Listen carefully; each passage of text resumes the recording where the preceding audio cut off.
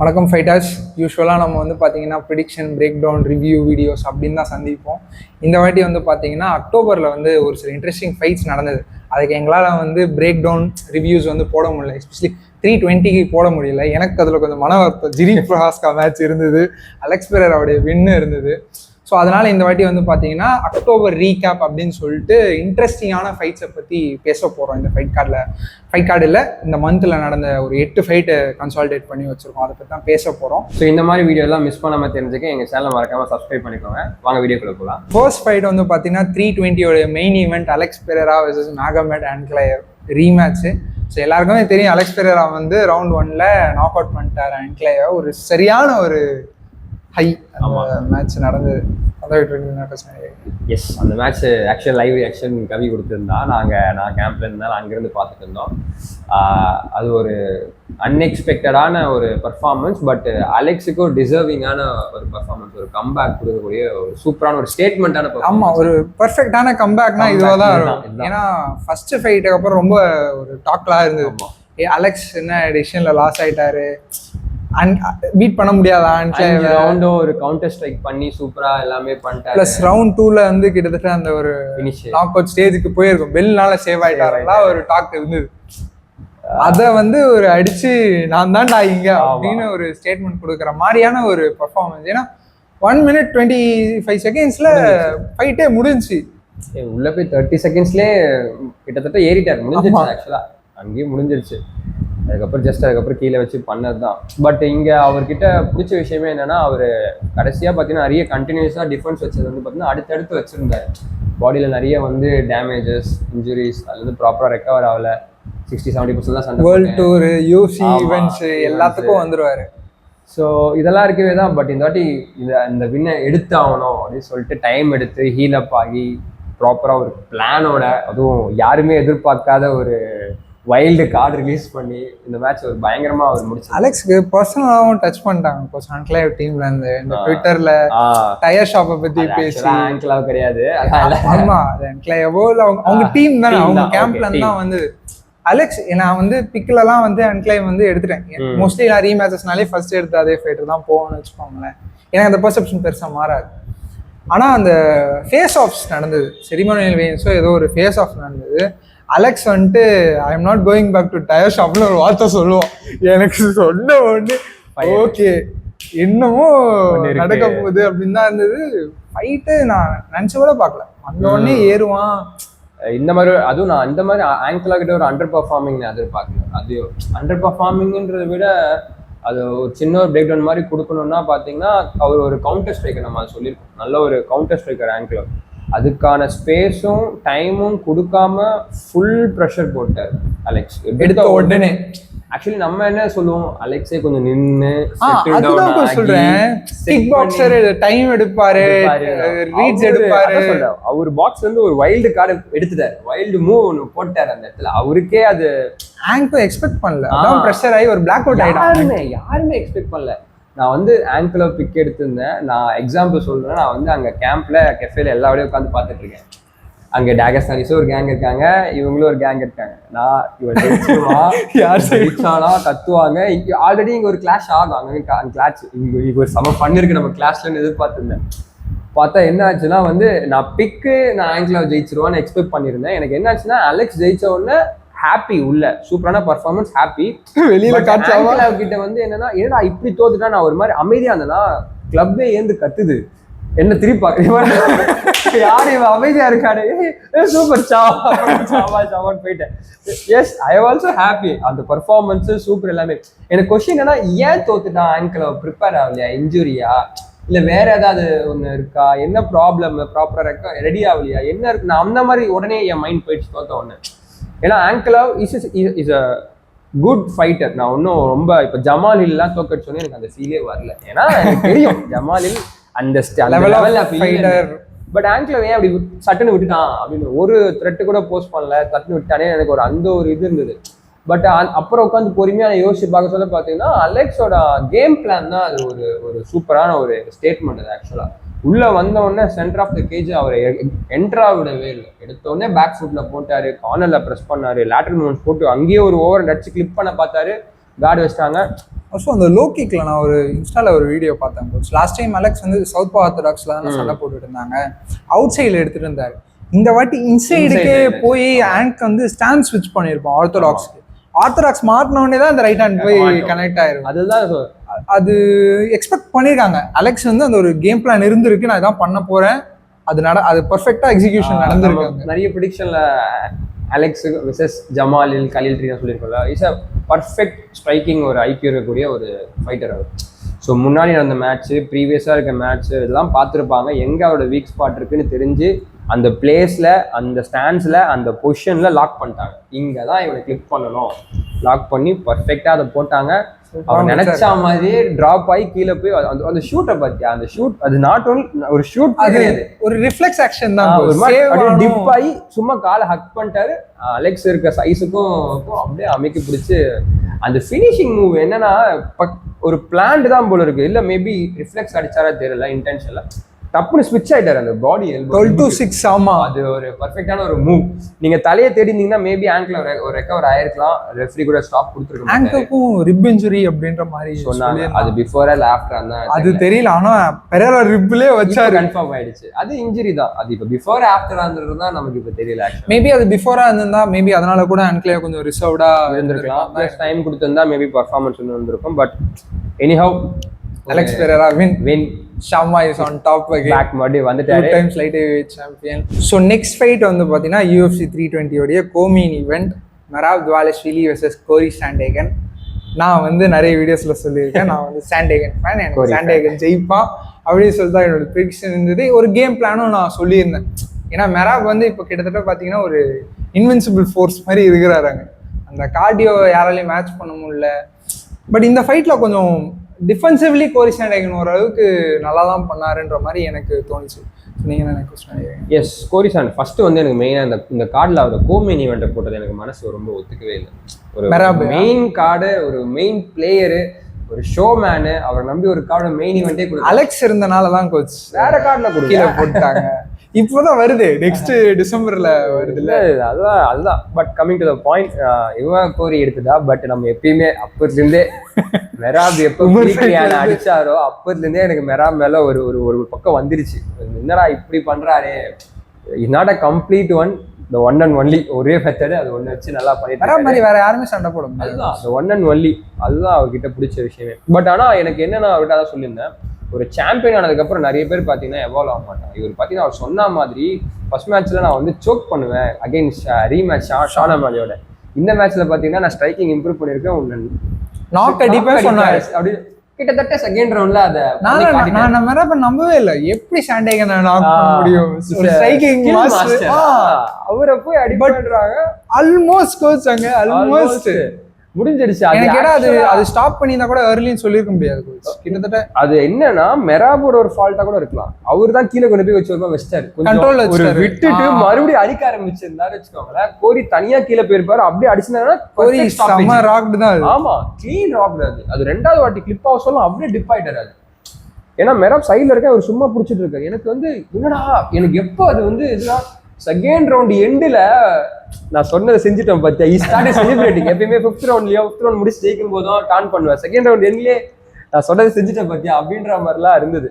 But இருந்தாலும் பார்த்தீங்கன்னா கோரி நீ சொன்ன மாதிரி பார்த்தீங்கன்னா டிஃபென்சிவா, ஏன்னா அவர்கிட்ட ஆல்ரெடி உமரோட எக்ஸ்பீரியன்ஸ், உமர் கிட்ட 5 ரவுண்ட்ஸ் போட்ட எக்ஸ்பீரியன்ஸ் இருக்கு. அது இல்லாம நல்ல முன்னாடி சீசன் வெட்டரன்ஸ்ல சண்டை. ஃபர்ஸ்ட் ரவுண்ட்ல வந்து நான் கோரிக்கு தான் ஸ்கோர் பண்ணிருந்தேன். நல்லா ரேஞ்ச். நிறைய பேர் பாத்தீங்கன்னா ஹென்ரி சிஜிடோ கூட கோரிக்கு தான் சொல்லியிருந்தேன், சாண்டேகன் தான் 10-9 கொடுத்தாரு. நல்ல ஃபுட் ஒர்க் இருந்தது, அப்போக்கச் ஒரு சில லேண்ட் ஆச்சு, ஒரு மாதிரி கிளீனா ஸ்ட்ரைக்கிங் பண்ணது. மெராப் அந்த ரேஞ்ச் பிடிக்கல, மெராப் ஸ்விங் பண்ணிட்டு இருந்தாரு, மெராபோட ஸ்ட்ரைக்கிங் ரேஞ்ச் பிடிக்கல. ஆமா, ஆனா எனக்கு தெரிஞ்சு செகண்ட் ரவுண்ட்ல நடந்த டிஃபரன்ஸ் என்னன்னா மெராப் இன்னும் கொஞ்சம் ப்ரெஷர் போட்டாரு. பிளஸ் அந்த வால்யூம் அன்லீஷ் பண்ணி கிரேசியா போக சாண்டேகனால அந்த ஒரு டெக்னிக்கை ஹேண்டில் பண்ண முடியல, ஒரு டாக் ஃபைட் ஆகிட்டாங்க மெராப் கிட்டத்தட்ட. அதுக்கப்புறம் வந்து பாத்தீங்கன்னா வழக்கம் போல ரெஸ்லிங். ஏன்னா பார்த்தோன்னா மெராப் வந்து லிட்டரலா மறுபடியும் சும்மா கோரி தான் ஸ்டார்ட் பண்ணாரு. தேர்ட் ரவுண்ட் எப்படின்னா செகண்ட் ரவுண்ட் எடுத்துட்டியா, தேர்ட் ரவுண்ட் எடுத்துருன்னு சொல்லிட்டு முதல்ல ஃபார்வர்ட் ப்ரெஸ் போட்டாரு. மெராப் பின்னாடி பண்ண லேட்டரல் பண்ணாரு, போட்டு மட்டும் ரீசெட் ஆயிட்டு மெராப் சும்மா இப்படி போடுவோம். கோரிக்கு ஞாபகம் வந்துடும், இப்படி ஒரு ஷீல்டு வச்சிருவேன். ஆஹா ஓகே, நல்ல ஒரு ரியாக்ஷன் இருக்கு, அப்புறம் பார்த்தா ஆஸ் யூஷுவல் மெராபோட கேம் அங்கே ப்ளே ஆயிடுச்சு. பட் அங்கேயும் பார்த்தீங்கன்னா ரவுண்டோட எண்டில் கோரி கொஞ்சம் ஷைன் ஆனார் அந்த மேட்சோட எண்டில் 5th ரவுண்ட்ல தான். ஆமா 5th ரவுண்ட்ல ஒரு கிராஸ் கனெக்ட் ஆயிருக்கும். நான் வந்து அங்க மேட்ச் பார்த்துட்டு சொல்லி சொன்னேன், சில பேருக்கு என் ஃப்ரெண்ட்ஸ் கிட்ட எக்ஸ்பிளைன் பண்ணியிருந்தேன். நான் யூஸ்வலா மெராப் ரெகுலரா பார்த்துட்டே இருப்பேன், எனக்கு மெராபோட 5th ரவுண்டோட பேஸ் எனக்கு நல்லாவே தெரியும்.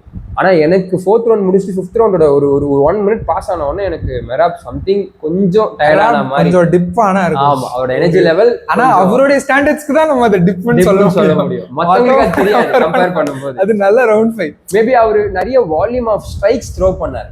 அவர் யூசுவலா அவரோட பேஸ்ல அது இல்ல wrestling base pressure. Even wrestling கூட பாத்தீங்கன்னா கோரி வந்து ஈஸியா கண்ட்ரோல் கொடுக்காதனால நிறைய ஒரு மாதிரி டைட்டா ஒர்க் பண்ண வேண்டியதா, நிறைய மேட் ரிட்டர்ன்ஸ் எடுத்து கண்ட்ரோல் பண்ண வேண்டியது. அந்த ஒரு ஹார்ட் ஒர்க் ஃபார் மெராப். ஈஸின்னு சொல்ல முடியல அது. அவர் ஆக்சுவலா டாமினேட்டிங் சொல்றது இட்ஸ் டஃப் தான். டஃப்பா அவரை கிராக் பண்ணி தான் எடுத்தாரு ஒவ்வொரு. கோரி ஆனா டயர்ட் ஆன மாதிரி உங்களுக்கு தெரிஞ்சுதா? கோரி வந்து டயர்டும் சொல்ல முடியாது, ஃப்ரஸ்ட்ரேஷன்ல ஒரு மென்டல் ஃபாக்ல இருந்த மாதிரி இருந்தது எனக்கு ஆக்சுவலா. அவரு எல்லாமே த்ரோ பண்றாரு. கோரியோட கார்டியோ மெராப நல்லாவே ஹேண்டில் பண்ணிச்சு தான் தோணுது. ஆமா, பட் அவரு ஒரு பிளானோட வந்திருப்பாரு, அது கொஞ்சம் சொதப்பாகல போது ஒரு பிளாட்டோ தட்டிச்சு. அதை பிரேக் பண்ணி மறுபடியும் ஒன்று ட்ரை பண்றாரு. பட் அதுல வந்து 100% இல்லை. நான் வந்து அந்த கடைசி 5th ரவுண்ட்ல லாஸ்ட் 15 seconds ஒரு ஸ்பின்னிங் வீல் கிக் ஒன்று வச்சிருப்பாரு, கடைசி தான்டா சொல்லிட்டு விடுவாரு மொத்தத்தையும். அதுலயே அந்த ஃப்ரஸ்ட்ரேஷன் எனக்கு கொஞ்சம் தெரிஞ்சது, என்னன்னா அது போயிடுச்சே அப்படின்ற மாதிரி. ஏன்னா ரொம்ப நாளா வெயிட் பண்ணி ஒரு ஆப்பர்ச்சுனிட்டி சான்ஸ் இப்ப கிடைச்சது, அதையும் வந்து இது பண்ண முடியல. ஏன்னா 4th ரவுண்டு லைட்டா எடுத்தாரு. பட் 4th ரவுண்ட்ல மெராப் பண்ண அந்த மேட் ரிட்டர்ன்ஸ் டேக் டவுன்ஸ் வந்து பயங்கரம். ரெலன்ட்லெஸ் கோச், விடவே இல்லையே பாடி இதை விடவே இல்லை. எனக்கு என்ன பிடிச்சிருந்ததுன்னா யூசுவலா அந்த சிங்கிள் லெக் எடுப்பாரு, டிராப் பண்ணுவாரு. இங்க என்னன்னா பாடி புடிச்சிட்டு பிரஸ் பண்ணி ஸ்வீப் பண்ண, பாடி கம்ப்ளீட்டா டேக் டவுனோட ஒரு பேட்டர்னே மாத்திட்டாரு கோரிக்கு. நான் இது பண்ணணும்னு எதிர்பார்த்துட்டு வந்திருப்பாங்க, நான் இப்ப வேற செட் ஆஃப் வெப்பன்ஸ் ரிலீஸ் பண்றேன்னு மாத்திட்டாரு. கோரி அதை கேஜுக்கு ஓடுறாரு, பாடி பிடிச்சோன்னு பேக் செக்யூர் ஆனோன்னு நீ மேட் கேஜி போஸ்ட்ல ஸ்லிப் பண்ணி தட்டி எடுத்துறாரு. சோ அது ஹேண்டில் பண்ண முடியல. சில பொசிஷன்ஸ்ல மெராப் ஒரு 1 step அஹெடாவே இருந்தாரு. டப்பு அன்எக்ஸ்பெக்டடான விஷயம் வந்து, அதனால கோரி கீழே போனோம்னா அந்த மென்டல் ஃபாக் தான் நான் சொன்னேன். அதுதான் கோரி ஒரு மாதிரி டிப் ஆன மாதிரி இருந்தது. பட் ஓவராலா அப்படியே டிராப் ஆன மாதிரிலாம் எனக்கு ஒன்றும் தெரியல. பட் இது ஒரு நல்ல ஒரு ஃபைட்டு தான் ஆக்சுவலா. ஸோ அது வந்து ஒரு நல்ல பெர்ஃபார்மன்ஸ் ஃப்ரம் மெராப். இப்போ உடனே அந்த ஃபைட் முடிஞ்ச அடுத்த வாரத்திலே வந்து பாத்தீங்கன்னா மெராப் வெர்சஸ் பீட்ரியான் புக்டு நியூஸ் வருது. என்ன மனுஷனே எனக்கு தெரியல. வருஷத்தோட 4வது டிஃபென்ஸ். ஆமா 4வது டைட்டில் டிஃபென்ஸ். ஆமா, இட்ஸ் நாட் இது வரைக்கும் 3 அலெக்ஸ் பண்ணிருக்காரா? இதுதான் another ரெக்கார்ட் பிரேக். இங்க இந்த வருஷத்துல டேக் டவுன் ரெக்கார்ட் பிரேக் பண்ணாரு. அடுத்த வருஷத்துக்கு 5 ஃபைட்னு வர அவர் இருக்க கண்டிஷனுக்கு அவரோட ஸ்டைலுக்கு பண்ணலாம். ஆனா இட்ஸ் வெரி ரிஸ்கி ஒன். பாப்போம் என்ன நடக்குது. பீட்ரியான் அந்த ஃபைட் எப்படி சொல்லுங்க? நான் பீட்ரியான் அடிச்சதால தான் மெராப சொன்னேன். பீட்ரியான் இஸ் ஆல்சோ வெல் பர்சன். எனக்கு இதுக்கப்புறம் தான் இங்கே தான் டஃப் ஆகும். அப்போ பீட்ரியான் சைட் போகிறதா, எனக்கு ஸ்டில் பீட்ரியான் பிடிக்கும். ஆனால் மெராப் வந்து எனக்கு சேம் தான். ஸ்ட்ரைக்கிங்னு வந்தால் பீட்ரியான் சொல்லிடுவீங்க நீங்கள். இல்லை, பீட்ரியானோட டேக் டவுன் அட்டம்ஸ் எனக்கு பிடிக்கும். ஆனால் அதுக்கு ஒரு டைம் கொடுக்கணும். த்ரோ பண்ணி தான் எடுப்பாரு. அதுதான் எனக்கு அதை எப்படி பீட்ரியான் நல்லிஃபை பண்ணி எடுக்கிறாருன்றது தான் நான் இப்போ யோசிக்கணும். பீட்ரியானோட இப்போ ரீசன்ட் மேட்சஸ்ல என்ன இம்ப்ரூவ் பண்ணியிருக்காரு அதெல்லாம் பார்க்கணும். அந்த கார்டியோ பெரிய ஃபேக்டர். ஃபர்ஸ்ட் ஃபைட்ல நடந்த ஒரு ஃபர்ஸ்ட் ஃபைட் 5 ரவுண்டு மெராப் எடுத்திருப்பாரு. ஆமா, ஆனா அதுல வந்து கார்டியோ பீட்ரியானுக்கு காண்டான மாதிரி இல்ல, அதுல காலியான மாதிரி இல்ல. பீட்ரியானுக்கு அந்த அவருடைய டேக் டவுன்ஸ் ஹேண்டில் பண்ண முடியல. அதான் சொல்றேன், அவருடைய ஸ்டைல் ஆஃப் ஃபைட்டிங்ல அந்த டேக் டவுன் வந்து டிஃபெண்ட் பண்ண முடியல. அந்த ஹை கார்டு வந்து கொஞ்சம் பேக் ஃபயர் ஆகுது மெராபோடைய மேட்ச்அப்ல மட்டும்.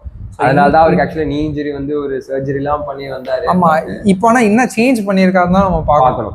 ஏன்னா ஒரு மாதிரி கம்ப்ளீட்டா ஒரு ஸ்டைல கொஞ்சம் அட்ஜஸ்ட்மெண்ட் பண்ணி தான் உள்ள வரணும் பீட்ரியான். இல்லைனா எனக்கு தெரிஞ்சு ஃபர்ஸ்ட் ஃபைட்டோட ரீகேப் தான் நடக்கும் தான் எனக்கு தோணும். ஸோ நெக்ஸ்ட் வந்து பார்த்தீங்கன்னா அதே ஃபைட் கார்டில் ஃபீச்சர் போட்டால் நடந்த ஒரு சரியான ஃபைட்டு, ஜெரி ப்ராஸ்கா வர்சஸ் கலில் ரவுண்ட்ரி ஜூனியர். ஆமா, கலில் எடுத்தாரு, அதுல ஒரு ஜெயிச்சிட்டாரு. ஆமாங்க, எனக்கு யூஎஃப்சின்னு வந்தா, அதாவது இப்போ ஆக்டிவ் ஃபைட்டர்ஸ்ல வந்து பார்த்தீங்கன்னா கோரி ஸ்டாண்டிங் எனக்கு ஜெரி தான் என்னோட ஃபேவரட் ஃபைட்டர்ஸ் வந்து ஜெரி தான். ஸோ ஜெரி ஃபர்ஸ்ட் 2 ரவுண்ட்ஸ் வந்து லாஸ் கிளீனா. ஆனா 3rd ரவுண்ட்ல வந்து ஆமா, அந்த ஒரு லாஸ்ட் ஒரு 2 மினிட்ஸ்ல ஷிஃப்ட் நடந்திருக்கும். பட் அந்த ரவுண்ட் ஆக்சுவலி லாஸ்ட்ல எனக்கு லாஸ்ட் தான். ஏன்னா ஃபுல்லா கிளிப் ஆயிட்டே இருந்தாரு ஜெரி ப்ராஸ்கா. ஆனா 3rd ரவுண்ட்ல ஒரு ஸ்விட்ச் நடந்து கலிலும் கேஸ் அதுதான் கலீலோட கேஸ் டேங்க் தான் அங்க ஒரு பெரிய பிளே. அதுவும் ஜிரியோட அந்த ஒரு ரெகுலஸான ஒரு ஸ்ட்ரைக்கிங் உள்ள வந்து அடிக்கிறது எல்லா ஆங்கிலையும் அந்த பாடி டீப்லாம் ஒன்று எடுத்தாரு பத்தியா டோல கோச். அது பாக்குறதுக்கு ரொம்ப கேஆட்டிக்கா இருக்கு. அதுக்கப்புறம் வந்து ஸ்லோ மோஷன்ல இன்ஸ்டாகிராம்ல எல்லாம் போட்டுருந்தான். டெக்னிக்கலா இருக்கு. ஒரு மாதிரி ஓவர் ஹேண்ட் எடுக்கிற மாதிரி எடுக்கிறாரு. அப்புறம் பார்த்தா டீப் வந்து அடிக்குது. டீப் வந்து அடிச்ச உடனே லெஃப்ட் அப்படியே மாறுது. அது ஆக்சுவலா நல்லா இருந்தது. அதான் நான் சொன்னேன். நான் இந்த மறுபடியும் ரீகேப் இதுக்காக பேசணும்னு பார்க்க சொல்லி தான் டெக்னிக்கலா சில ஷார்ட்ஸ் நல்லாவே லேண்ட் இருக்கு. அது கரெக்டா அந்த கார்டுக்கோ எங்க ஓப்பனிங் இருக்கும், லூப் ஆச்சா போவாது, நீ அந்த கேப்ல தான் உள்ள விடணுன்றத அந்த டென்ஷன்லயும் அவ்வளவு ஷார்ட்ஸ் வாங்கியும் அதை கரெக்டா யோசிச்சு அடிச்சிருக்காரு. ஸோ அந்த ஷார்ட்ஸ் அப்புறம் ஹேண்ட்ஸ் யூஸ் பண்ணது தான் அதெல்லாம் தான் ஒரு மாதிரி பயங்கரமா இருந்தது. பட் கலீலுக்கு நான் ஒரு பக்கம் சரி கலீல் ஜெயிப்பானோம் கிடைக்குமா அப்படின்னு நான் யோசிச்சிருந்தேன். But okay. ஆனா ஜெரி எனக்கு பாக்குறதுக்கு அவரோட யூஷுவல் செல்ஃப் மாதிரியே இல்லை. இப்போ இது பாஸ்ட் ஃபைட்ஸ்ல ரவுண்ட்ஸ் லாஸ் பண்ணியிருக்காரு. ராக்கிச்சோடைய ஃபைட்ல லாஸ் ஆயிருக்கு. சில ஃபைட்ஸ் ஜமால் ஹில் கூட ரவுண்ட் 2ல வந்து கொஞ்சம் லாஸ் ஆன மாதிரி இருக்கும். பட் அது எல்லாமே அவர் எப்படி சண்டை போடுவாரோ அது மாதிரி இருக்கும். எனக்கு என்னமோ இப்போ ஒரு பிரேக், அந்த ஸ்டடிக்காக ஒரு பிரேக் எடுத்தாரு. அதுவா இல்லை கலீலோடைய ஸ்பீடை மேனேஜ் பண்ண முடியலையா என்னன்னு எனக்கு தெரியல. ஜிரி ரொம்பவே ஸ்லோவா ஸ்டார்ட் பண்ணி ஒரு மாதிரி ரொம்ப ஸ்லோவா இருந்த மாதிரி தான் எனக்கு இனிஷியல் ஃபீலிங் அப்படிதான் இருந்தது. நான் அதான் நீ சொன்ன மாதிரி எனக்கு பழைய ஜெரி ஃபைட்டுக்கும் பழைய ஜெரினா டெக்ஸ்டரா அதுக்கு முன்னாடி சண்டை போடலாம் ரொம்ப குயிக்கா பார்த்த மாதிரி தான் ஞாபகம். இப்போ ரீசெண்டாவே எனக்கு கொஞ்சம் அவரோட ஸ்பீடு கொஞ்சம் ட்ராப் ஆகிட்டே தான். மேபி ஆனால் லேட்டர் ரவுண்ட்ஸ்ல அவங்க டயர்டானா இவரு கொஞ்சம் பேஸ் மாத்திருக்காரு. அது ஒரு கேம் பிளானா கூட இருந்திருக்குமா ஜிரிக்கு? ஏன்னா இது கிரேசி கை. கண்டிப்பா நீ அடி, நீ 2 ரவுண்ட் நான் புடிச்சிக்கிறேன், பொறுமையா வெயிட் பண்ணி புடிச்சிக்கிறேன். ஆனா அதுல ஏதோ ஒரு ஷாட் இப்போ அலெக்ஸ் மாதிரி ஹார்ட் ஃபிளிப் பண்ணிட்டாங்கடா தான் ரிஸ்க். கோர்ஸ் அது பத்தி வரி பண்ற ஆளே இல்லையே. அலெக்ஸ் கிட்டயே செகண்ட் மேட்ச்லயே வரி பண்ணல, நேரா உள்ள கொண்டு போய் ஜாப் இருக்கிறாரு. நான் தான் யோசிக்கிறேன் அவரோட யூஷுவல் செல்ஃப்ல இல்லையோ அப்படின்ற மாதிரி எனக்கு புதுசா ட்ரை பண்றேன். Is martial artist like evolution try பண்ணி அதுலேருந்து ஒரு பிரேக் த்ரூ எடுத்து கற்றுட்டு வர்றது. ஸோ அது எந்த அவரோட லைஃப்ல அதை கொண்டு வர பார்க்குறாருல. ஸோ அவர் பண்ணக்கூடிய ஆளாக தான் இருக்குது ஆக்சுவலாக.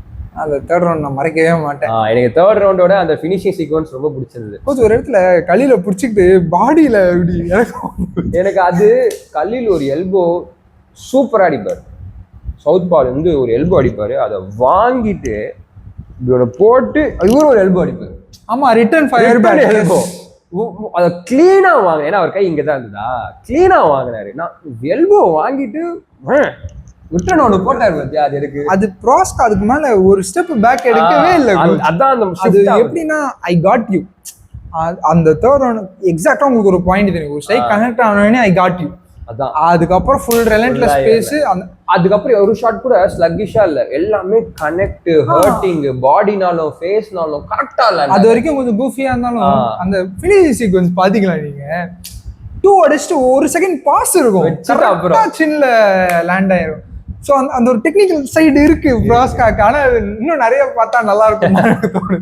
ரொம்ப ரெக்லெஸ்ஸா இருக்க மாதிரி இருக்கு. அதான் சொல்றேன், அது வந்து ஆப்போனன்ட் கொஞ்சம் இன்னும் டயர்டாகி வரும்போது லேட்டர் ரவுண்ட்ஸ்ல அதை நல்லாவே அவர் யூஸ் பண்ணிடுறாரு. ஏர்லி ரவுண்ட்ஸ் அவர் சர்வை பண்ணி ஆகணும். ஸோ இப்போ எனக்கு நெக்ஸ்ட் கொஸ்டின் அதுதான். எனக்கு இதை பார்த்தோன்னே எனக்கு ஃபர்ஸ்ட் கொஸ்டின் வந்து இந்த பர்ஃபார்மன்ஸ் வச்சு எப்படி பெரேரா வந்து தேர்ட் ஃபைட்ல பீட் பண்ண முடியும்ன்றதான். எனக்கே என்னதான் நான் ஃபேனாக இருந்தாலும் எனக்கு என்னமோ இந்த ஃபைட்டை பார்த்துட்டு கஷ்டமா தான் இருக்குமோ அப்படின்ற மாதிரி தான் எனக்கு தோணுச்சு. ஆமா. ஸோ நீங்க என்ன நினைக்கிறீங்க? அதேதான் எனக்கும் இந்த பர்ஃபார்மன்ஸ். அதுவும் நான் அதான் ஜமாலோட மேட்ச் இந்த மேட்சும் நான் பார்த்ததுக்கப்புறம் மறுபடியும் அலெக்ஸோட ட்ரையாலஜி. இப்போ அலெக்ஸ் இருக்கிற ஒரு இதுக்கு எனக்கான ஜமால் ஃபைட் பார்த்தோன்னே எனக்கு கான்ஃபிடன்ஸ் இருந்தது ட்ரையாலஜியில் ஜெரிக்கு மேலே. இந்த ஃபைட்ல தான் நானும் சொல்றேன் ஃபர்ஸ்ட் ஜமாலும் அவ்வளோ ஷாட்ஸ் கனெக்ட் பண்ணா. அதுதான் சொல்றேன், நிறைய பேர் ஷாட்ஸ் கனெக்ட் பண்றாங்க. பட் அலெக்ஸோட அந்த ஒரு பவர் பொட்டானோட அந்த லெஃப்ட் அதுதான் சொல்றேன். அதுக்கு பிளஸ் இப்போ ஹை கிக்ஸ் எல்லாமே ஜெரியை ஹர்ட் பண்ணுது, லெக் கிக்ஸ் எல்லாமே ஹர்ட் பண்ணுது. அது கிளியரா நம்ம பார்க்குறோம். ஸோ மறுபடியும் ட்ரையாலஜி போனால் த சேம் வே தான் இருக்கும் maybe later rounds. But Alex அதை விடுவாரான்னு தான் எனக்கு தெரியல. பட் நான் ஜெரி தான் சப்போர்ட் பண்ணேன் ட்ரையாலஜி நடந்தாலும். அலெக்ஸ் பிடிக்கும், பட் ஆஸ் அ ஃபேனா நம்ம வந்து ஒரு சில பேருக்கு லாயலாக இருந்தான். ஸோ எனக்கு ஜெரி மேலே ஒரு நம்பிக்கை இருக்கு. ஸோ பார்க்கலாம். ஸோ இந்த ஃபைட் கார்டு முடிஞ்ச உடனே பார்த்தீங்கன்னா நான் கொஸ்டின் போட்டிருந்தேன் இன்ஸ்டாகிராமில். எனக்கு ஒரு சில இன்ட்ரெஸ்டிங்கான கொஸ்டின்ஸ் வந்தது. ஸோ அதுதான் நம்ம இப்போ பார்க்க போகிறோம் ஒரு சின்ன Q&A செஷனில். ஃபர்ஸ்ட் வந்து பார்த்தீங்கன்னா Jiri with Khalil's defence, Khalil with Jiri's gas tank is equal to Poatan's kryptonite. Agree பண்ணுறீங்களா அப்படின்னு கேட்குறாரு. அதாவது ஜிரிக்கு வந்து கலீலோட டிஃபென்ஸ் இருந்தா, இல்லைனா கலீலுக்கு வந்து ஜிரியோட கேஸ் டேங்க் இருந்தா அலெக்ஸுக்கு வந்து ரொம்ப டஃபா இருக்கும், அலெக்ஸ் வந்து பீட் பண்ணிடலான்ற மாதிரி சொல்றாரு. அது ஒரு நல்ல ஒரு தாட் தான், நல்ல ஒரு தாட் ப்ராசஸ்ல. ஆமா, இதுதான் கரெக்டா வீக்னஸ் ஜிரியோட. ஆமா, ஜிரி கிட்ட டிஃபென்ஸ்ல வீக், கலில் கிட்ட கேஸ் டேங்க் வீக்கா இருக்கு. சோ அத கரெக்டா அவங்க மிக்ஸ் மாத்தி போட்டு வச்சா நல்லா இருக்கும். இப்போ இந்த 2 பேர்ல யாராச்சும் நீங்க ஒருத்தங்களை எடுக்கணும்னா, அதாவது ஜிரி வித் கலில்ஸ் டிஃபென்ஸ், அவர் எடுப்பீங்களா இல்லனா கலில் வித் ஜிரிஸ் கேஸ் டேங்க் இவன் எடுப்பீங்களா? கலில் கலில் கலில் ஒரு 45-55 தான், 5% தான். ஏன்னா எனக்கு அந்த சின்னதான். ஏன்னா கலில் வந்து ராவா அடி வாங்கி பாடி ஷாட்லாம் நல்லா ரிசீவ் பண்ணி தான் விழுந்தாரு. ஜிரி கிட்ட அந்த ஒரு நாக் ஆயிடுறாரா, அதுதான். ஆனா எனக்கு என்னன்னா அந்த 5% அந்த ஏன் அவ்வளோ க்ளோஸரா நான் வைக்கிறேன்னா, ஜிரி நினைச்சா அந்த பொசிஷனை கீழே கொண்டு போகலாம். டேக் டவுன் ஃபர்ஸ்ட் மேட்ச்ல அவங்க ஃபர்ஸ்ட் ரவுண்ட் கிட்டத்தட்ட ஜிரி எடுத்திருந்தாரு. ஸோ அந்த மாதிரி ஒரு கேம் பிளான் போட்டு வந்தாருன்னா ஜிரிக்கு நல்லாவே சின்னால சொல்றீங்க. ஆக்சுவலா ஜிரிக்கு நல்ல சின்ன இருக்கு. அதுதான் சொல்றேன், அந்த டிஃபென்ஸ் வந்துச்சுன்னா, கலிலோட டிஃபென்ஸ் கிடைச்சிச்சுன்னா, டிஃபென்ஸ் இருந்தாலும் எனக்கு அந்த சின்ன டிஃபென்ஸ் ஓகேடா, பட் சின்ன டிஃபென்ஸ் மிஸ் ஆனா சின்ன ஒரு மைண்ட் செட் ஆஸ்பெக்டும் வேணும்ல கோச். கலில விட நான் ஜிரிக்கு ஒரு எட்ஜ் கொடுப்பேன் அந்த ஒரு ஆஸ்பெக்ட்ல.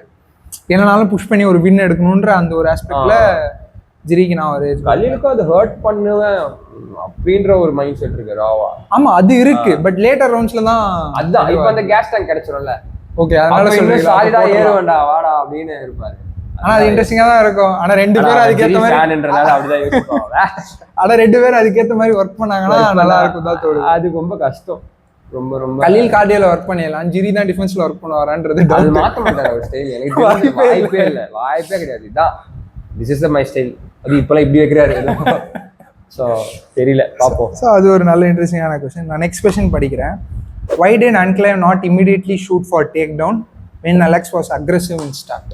நாங்கள் தான் சொன்னோம், கவுண்டர் ஸ்ட்ரைக்கர். அவர் சொல்லு, நான் not wrestler, first striker. So அதனால அவர் ஆஸ் யூஷுவல் பேக் எடுத்து புஷ் கிக் அடிச்சு ரேஞ்சை வச்சு மறுபடியும் சர்க்கிள் அவுட் பண்ணார். நல்லா தான் ஸ்டார்ட் பண்ணார். மறுபடியும் அலெக்ஸ் அப்படியே பேச போட்டு அவர் ஆர்த்தடாக்ஸ் மாற வச்சு செட் பண்ணி முடிச்சிட்டார். பட் எனக்கு என்னமோ டேக்டவுன் கொஞ்சம் பிளைண்டா கூட போயிருக்கலாமோன்னு தோணுது. பட் அது அவருடைய மைண்ட் செட்ல நான் ஸ்ட்ரைக்கர் நான் போக மாட்டேன். நீங்க எப்ப அவர் பாத்தீங்க 2 காலம் ஷார்ட் ஆனதுக்கு அப்புறம் தான் டேக்டவுன் எடுத்தாரு. இல்லனா ஒரு ஷார்ட்ஸ் 2-3 அடிச்சிட்டு செக்யூர் பண்றதுக்கு டேக்டவுன் சும்மா எடுத்து காமிச்சாரு. ஈவன் அலெக்ஸ் பெரேரா ஃபர்ஸ்ட் ஃபைட்ல நம்ம சொல்லியிருந்தோம் ரெஸ்லிங் மிக்ஸ் பண்ண பெருசாலாம் பண்ணவே இல்லை. ஆனா 4th ரவுண்ட் இல்ல அது முன்னாடி கூட சும்மா க்ளீன் பாடி எடுத்து கேஜ் கார்னர்ல வச்சிருந்தாரு. அவ்வளவுதானே தவிர ஒரு ரவுண்டோட டெடிகேட்டட் டேக்டவுன் ரிஸ்க் எடுத்தாவல அமிக்கி வச்சுக்கலாம்னு வச்சாரு. அவ்வளவுதான். கண்ட்ரோல் எடுக்கணும், டேமேஜ் பண்ணணும்ன்ற கான்செப்ட்ல அவர் போகுது. பிளஸ் எனக்கு அலெக்ஸ் அக்ரெஷன் போட்டானே என்ன பண்றது புரியாம போயிடுச்சு. எனக்கு கிளியரா தெரியுது, மைண்ட்ல பிளாக் ஆயிட்டாரு அலெக்ஸ். இந்த மாதிரி ஏறுவார் யாருமே, நானே பிளாக்ல தான் இருந்தேன். எனக்கே அது சர்ப்ரைஸ், பயங்கரமான சர்ப்ரைஸ். ஸோ நெக்ஸ்ட் கொஸ்டின் வந்து பார்த்தீங்கன்னா, what should Jiri do to defeat Poatan in there third fight? அதான் சொன்னமே, நம்ம டிஃபென்சிவா கொஞ்சம் ஒர்க் பண்ணிட்டு ஒரு டேக் டவுன்ஸ் மேபி அதை கொஞ்சம் டாமினண்டா வச்சு சின்னதான் எனக்கு டிஃபென்ஸ் தான் கோச். எனக்கு சின்ன கூட தாங்கும் தான் தோணுது. அந்த ஓப்பனா கிக்கு கனெக்ட் ஆச்சு. அந்த ஒரு ஃபர்ஸ்ட் ஃபைட்ல கூட வந்து பாத்தீங்கன்னா கிளீனா லெஃப்ட்டுக்கு வாங்கியிருக்கோம், லெஃப்ட் ரைட்டுன்னு வாங்கியிருக்கோம். அப்புறம் அலெக்ஸ் எல்போ வைக்கவ எல்லாமே பாத்தீங்கன்னா clean shots to the head. ஓரளவுக்கு ஒரு நடுவுல ஹேண்ட் இருந்து பட்டிருந்தா கூட அது நல்லா ஹாஃப் பார்ஷியல் இதுனா கூட தாங்கிடுவாருன்னு தான் தோணுது. ஜிரி எனக்கு தெரிஞ்சு நிறைய ஷாட்ஸ் ரிசீவ் பண்றாரு. ஸோ சின்ன ஓரளவுக்கு நல்லா இருக்குன்னு தான் தோணுது எனக்கு. ஆனா கேட்டீங்கன்னா அதான் டிஃபென்சிவ்லி கொஞ்சம் ரெஸ்பான்சிபிளா பிளஸ் ரேஞ்சை பிடிச்சி போகணும், சும்மா பிளைண்டா உள்ள ஏறக்கூடாது தான் எனக்கு தோணுது. இந்த ஒரு அட்ஜஸ்ட்மெண்ட் பண்ணாதான் நல்லா இருக்கும். ஸோ நெக்ஸ்ட் கொஸ்டின் வந்து பார்த்தீங்கன்னா, what's the one thing Alex did perfect that he didn't in the last fight? First ஃபைட்ல பண்ணாத விஷயங்கள் இந்த ஃபைட்ல என்ன நல்லா பண்ணாருன்னு கேட்குறேன். அக்ரெஷன் எடுத்த உடனே அந்த ஏறினது தான். ரெஸ்பெக்ட் கொடுக்கல. ஆமா, ரெஸ்பெக்ட் அவர் எப்பயுமே ரெஸ்பெக்ட் கொடுக்க மாட்டாரு வச்சுக்கோங்களேன். நம்ம ஃபர்ஸ்ட் ஃபைட்ல கொஞ்சம் ஹெசிடேட் பண்ணாரு. அதான் ஹெசிடேஷன் இருந்தது கொஞ்சம். என்ன இது ரேஞ்ச் எடுக்க முடியல, ஸ்ட்ரைக்ஸ் நம்ம பிரேக் டவுன் அதை பற்றி நான் போட்டிருப்பேன். சில ஸ்ட்ரைக்ஸ் கனெக்ட் ஆகல, என்ன பண்ணலாம் அப்படின்ற மாதிரி கரெக்டாக லெக் கிக்லாம் செக் ஆகுது, எல்லாமே ஆகிட்டு இருந்தது அந்த மேட்ச்ல. பட் கலீலோட மேட்ச்ல பார்த்தோம், அது மாதிரி மேட்ச்ல பார்த்தோம்னா கலீலுக்கும் அதான் பண்ணாரு. அவர் சென்டர் ஆஃப் த கேஜ் கொடுக்கவே இல்லை கலீலுக்கு. கேஜ் அங்கேயே பேக் ஃபுட்லேயே போட்டு ஒரு மாதிரி கலீல் ஃபைட்லயுமே பெரேரா கொஞ்சம் டயர்டா தான் ஃபீல் ஆனாரு. ஏதோ ஒரு இல்னஸோ ஏதோ இருந்தது. ஸோ மொதல் 2 ரவுண்ட்ஸ் கொஞ்சம் பார்த்து எப்படி நீ டயர்ட் ஆவான்னு சொல்லி ஒரு ஸ்ட்ராட்டஜிக்கலா புஷ் பண்ணாரு. பட் இந்த ரவுண்ட்ல கிளீனா தெரிஞ்சு ரவுண்டு கொடுத்தா நீ என்ன எடுத்துருவேன்னு சொல்லிட்டு ஏர்லியராகவே அந்த ப்ரெஷரை போட்டு பண்ணது. ஆனா குளோவர் சொன்னாரு கோச், இந்த மாதிரி நாங்க ஃபர்ஸ்ட் ரவுண்டே அக்ரெஷனா வருவோம். நான் நம்பவே இல்லை, ஆனா சொன்ன மாதிரி செஞ்சு காட்டுனது செகண்ட் அக்ரெஷன் தான் சரியான ஒரு விஷயம். ஸோ நெக்ஸ்ட் ஃபைட் வந்து பார்த்தீங்கன்னா UFC fight night, UFC Rio, Charles Oliveira versus Mateusz Gamrot, டுப்ராங்ஸோடைய கம்பேக்கு. ஆக்சுவலாக பார்த்தீங்கன்னா ஆப்போனன்ட் வந்து ரஃபேல் ஃபிசிக் இருக்க வேண்டியது. நான் எனக்குள்ள கோச் எப்படி கோச் இலியா டொப்புரியாவே இன்னும் சண்டை போடல, நாக் அவுட் ஆகிட்டு, அதுவும் கம்ப்ளீட்லி ஃபிளாஷ் கேயோ.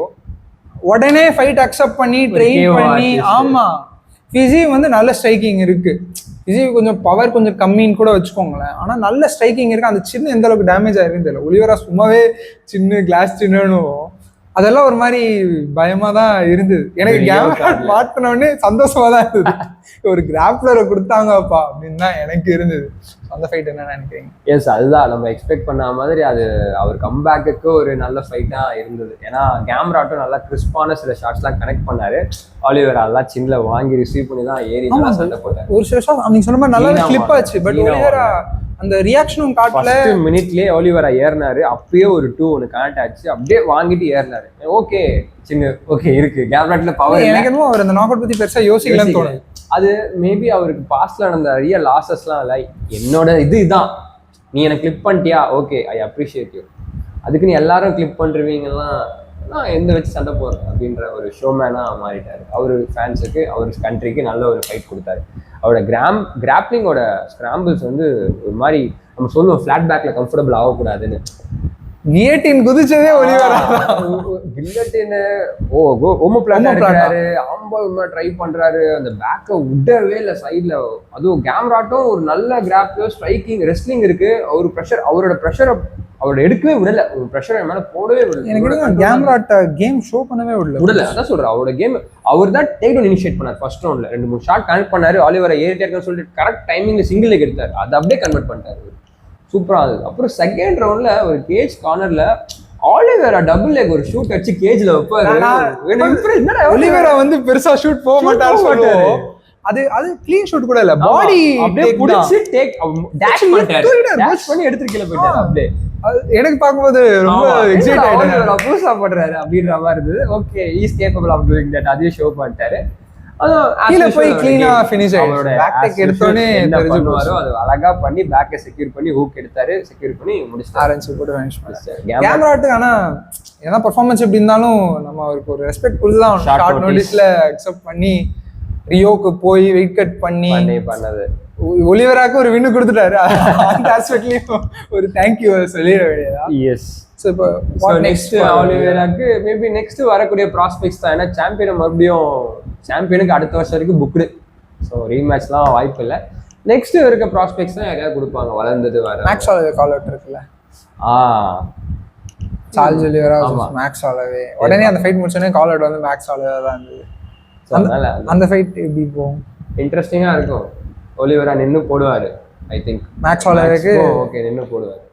கிராப்ளிங் ஆஸ்பெக்ட்ல அதுதான் வந்து இந்த டபுள் லெக் டேஷுக்கு அப்புறம் மேபி மேக்ஸ் கீழே கொண்டு போவாரா அப்படின்ற மாதிரி ஒரு தாட். ஏன்னா மேக்ஸ்க்கு நல்ல டேக் டவுன் டிஃபென்ஸ் இருக்கு. ஆக்சுவலி நல்ல டேக் டவுன் டிஃபென்ஸ். இந்த மாதிரி ஒரு ஒலிவேரா ஒரு ஸ்டெப் அப் ஆயிருக்காருன்னும் போது இஸ் a threat நோ. ஏன்னா நானே விழுறேன், நீங்க அடிச்சுட்டு கீழே விழுறீங்க, அதுக்கப்புறம் பேக் இருக்கிறேன்னா இது நாட் ரெகுலர் வே. இப்போ கரெக்டா கிறிஸ்பா கார்னர் கிட்டத்தட்ட கேஜ் கார்னர் கிட்ட போனா ஒரு கேம் மாத்தினாரு. எனக்கு அது பிடிச்சது ஆக்சுவலா. ஒலிவேராவுமே அந்த ஃபைட் டு ஃபைட் அந்த ஒரு சின்ன எவல்யூஷன் ஷோ பண்ணிட்டே தான் இருக்காரு. கரெக்டா மாறாரு. இவ்வளோ எக்ஸ்பீரியன்ஸ் வந்த அப்புறமும் I am still working on my game, still நான் இம்ப்ரூவ் பண்றேன்றத ஷோகேஸ் பண்ற ஒரு கேரக்டர். அதான் குட். அதனால தான் அந்த லெவல்ல இருக்காங்க அவங்க எல்லாரும். மேக்ஸ் ஆலவே கூட நல்ல ஃபைட் ஃபார் தி BMF டைட்டில்ன்றதுக்கு ஒரு ரெண்டு பேரும் ஷோகேஸ் பண்ணுவாங்க. ஆமா, ப்ளஸ் அது டைட்டில் கண்டென்ஷனுக்கும் யூஸ் ஆகும் தான் தோணுது. மேக்ஸிமே டஸ்டன் கிட்ட ஒரு வின்னு, சார்ல்ஸுமே இப்போ ஒரு வின்னு. ரெண்டு பேர்ல யாரு இன்னொரு வின் எடுக்கிறீங்களோ போங்க டைட்டிலுக்கு. ஏன்னா நெக்ஸ்ட் கண்டென்ட் பெருசா இல்லையே, சோத்தவங்களாச்சு. அதுக்குள்ள இலியா வேற எங்கேயாவது ஏதாவது ஷிஃப்ட் ஆகும் டிவிஷன், ஏதாச்சும் டிவிஷன்ல நடக்கலாம் பார்ப்போம். அது கொஞ்சம் இன்ட்ரெஸ்டிங்காக தான் இருக்கும். ஸோ அப்படியே நெக்ஸ்ட் ஃபைட் நைட்ல வந்து பாத்தீங்கன்னா Reinier de Ridder versus Brendan Allen fight நடந்தது. ஒரு middleweight next title challenger. RDR actually அந்த பொசிஷன்ல தான் கொஞ்சம் இருந்தாரு. என்னன்னா இந்த fight completely unexpected.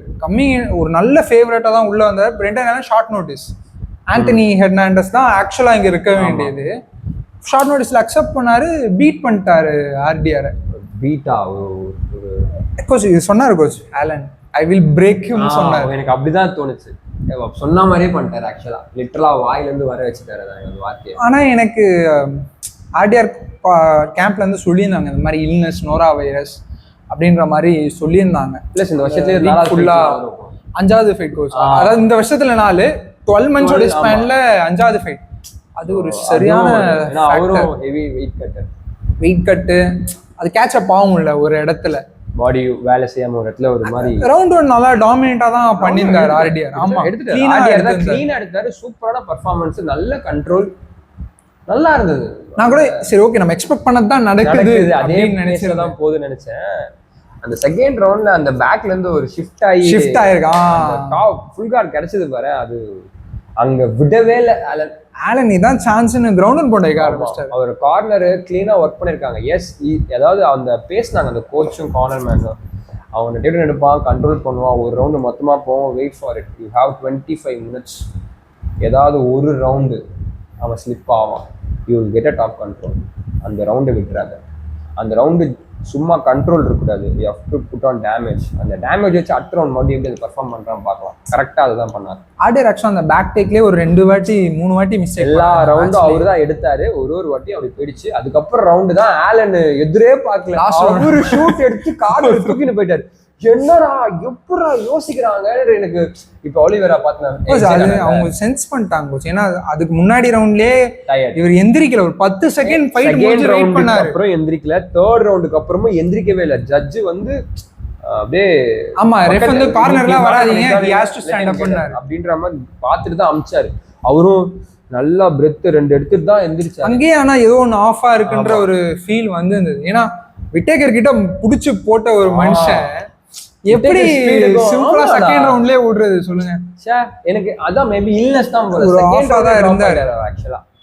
S, maybe நிறைய பேர் வந்து குவிட் பண்ணிட்டாரு ஸ்டூல்ல அப்படின்னு. அதான் முதல் ட்வீட்டே போட்டா. இல்ல ஆக்சுவலா பாக்குறவங்களுக்கு அப்படி தெரியும். ஏன்னா ஸ்டூல்ல குவிட் பண்ணிட்டாரு. ஃபைட் அப்போ கூட அவர் 4th ரவுண்ட் கூட பண்ணி மனசு விடலையே கோச்.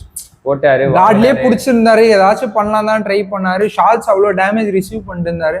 அவரு மென்டலா ஃபிக்ஸ் ஆயிட்டாரு. Second, third, fourth Khan match anyhow losing. இல்ல அவங்க கார்னருக்கும் நம்ம அப்ரிசியேஷன் கொடுத்தோம். ஆக்சுவலா அது குட் ஸ்டாப்பேஜ் தான். தேவையில்லாம போய் டேமேஜ் வாங்கிட்டு இருக்காரு. எக்ஸ்ட்ரா டேமேஜ் வாங்குறது வேஸ்ட் தான். Anyhow you are not going to get the win. அவ்வளோ டேமேஜ் ஆயிடுச்சு. வேற இன்னும் 5 நிமிஷம்ன்றது இட் மேபி உங்ககிட்ட ஒரு 2 கூட எடுத்துடலாம். அது ஓகேவா, அவங்க கெரியரே ஸ்பாயில் பண்ணலாம். ஸோ அது கரெக்டாக தான் கேட்டாங்க. ரெஃப்ரி தான் போய் இன்னும் கேட்டார், பக்கத்துல போய் நின்னாரு. அவங்க கார்னர்மேன் கேக்குறாங்க. அப்ப கூட ஆர்டிஆர் நோ சொல்ல கோச். இவங்க கேட்டாங்க கேன் யூ ஃபைட் தான் சொன்னாரு. எஸ்மார் தான் ஆர்டிஆர் சொன்னார். பட் ஆனா ஒரு கோச் தான் he took the decision. N fighter நான் தேவையில்லாம என்னன்னா இன்னும் ஒரு பேட் லுக்னா ஆர்டிஆரோட எல்லா லாஸஸும் இந்த மாதிரி தான் இருக்கு. ஆமா, 1 சாம்பியன்ஷிப்லயும் 2 வாட்டி கிட்டத்தட்ட இந்த மாதிரி தான் மாலிகினோட இருந்தது, இங்க ஆலன் கிட்டே. அதனால அவருக்கு ஒரு நேம் அப்படி ஒரு பிளாக் மார்க் மாதிரி கொடுக்குறாங்க. பட் என்னை பொறுத்த வரைக்கும் ஓகே தான். ஆமா, ஒரு இல்னஸ்ன்னும் போது எப்படி மறுபடியும் கம்பேக் கொடுக்கலாம். ஏன்னா பேக் டு பேக் வச்சு வின் வச்சு அது விட்டேக்கர் கிட்ட அந்த விட்டேக்கர் சொன்னா தானே ஸ்ட்ரைக் ஆச்சு. அந்த மாதிரி பர்ஃபார்மன்ஸ் காமிச்சு டாமினேஷன் காமிச்சிட்டு ஐ திங்க் அது கூட ரவுண்ட் 5ல புல் பண்ணது கோச். அது க்ளோஸ் ஃபைட்டா இருந்திருக்கும். ஏஸ் அதான் மறுபடியும் திருப்பி கண்டென்ட் அடிச்சா திருப்பி கண்டிப்பா உள்ள என்னன்னா ஆர்டிஆர் வெர்சஸ் ஹாம்சாத் கூட பேசிட்டு இருந்த டைம் எல்லாம் இருக்கு. இப்போ கம்ப்ளீட்லி அது ஆலன் சைட் போயிடுச்சு. ஆலன் கால் அவுட் பண்றாரு எல்லாரையும். ஷான்ஸ்டிக் லேண்ட கால் அவுட் பண்றாரு, டிடிபி கால் அவுட் பண்றாரு. Not going to get the chance immediately. Maybe அந்த டைட்டில் இருக்காது. எனக்கு என்னமோ டிடிபி மேட்ச் அப் நல்லா இருக்கும் தான் தோணுது. ரீமேட்சா? ஆமா, இல்ல ஷானோட டிடிபி ரீமேட்ச் இல்ல, ஷான் ரீமேட்ச் இல்லனா டிடிபி. Okay okay. அங்க பீட் பண்ணா கண்டிப்பா he can challenge for the title. So next fight வந்து பாத்தீங்கன்னா இப்போ நடந்து முடிஞ்சது UFC 321ல Tom Aspinall vs Ciryl Khan.